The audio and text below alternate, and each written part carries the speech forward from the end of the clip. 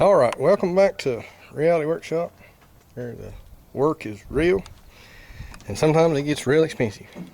And this one here is getting a little out of hand, but we're not going to quit until we fix it. Or run out of money which is usually run out of money first. But anyhow,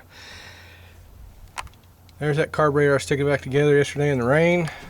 I had to add a piece to extend my linkage out to get it to where it's free. Really not the right carburetor. Eventually I'll buy one or find one. They're about $325 for the right one, which ain't a big price compared to some of this new stuff you buy. That's relatively cheap. In order to make him run, I've had to put a screw right here to hold this choke, about right there. When I step on the throttle, it goes ahead and pulls itself wide open. If I pull it open, it dies. Don't know. I did change the jets, left them at 46s. I still got the 58s. We're going to see how it runs on that. I had to change my timing, advance my timing a little bit to catch gas because I was popping back through the carburetor. It don't have to be perfect, but it can't overheat either. So, well, let me hook the battery up.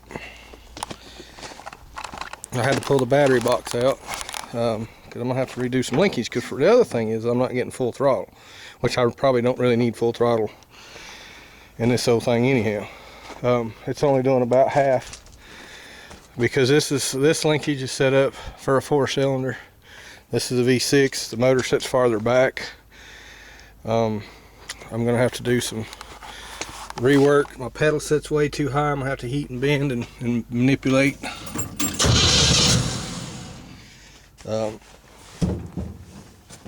You know, it's just one of them things you get into.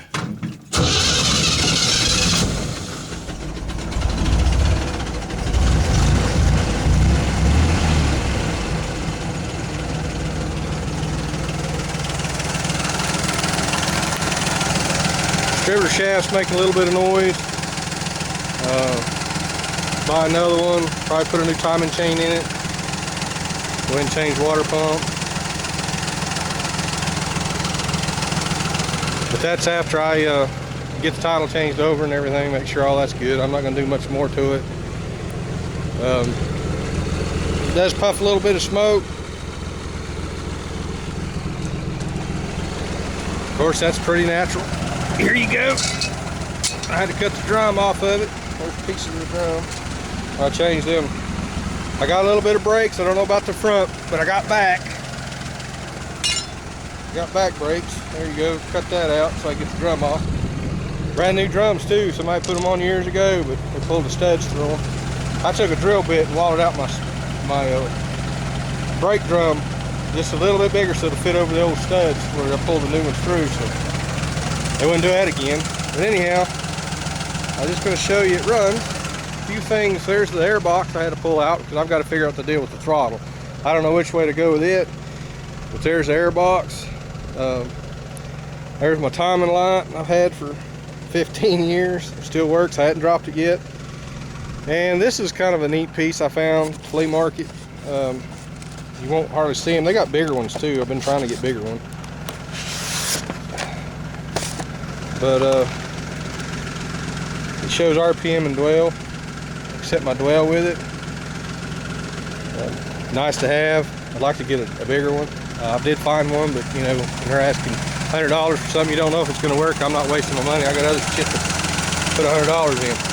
But anyhow, there's the carburetor. There it runs.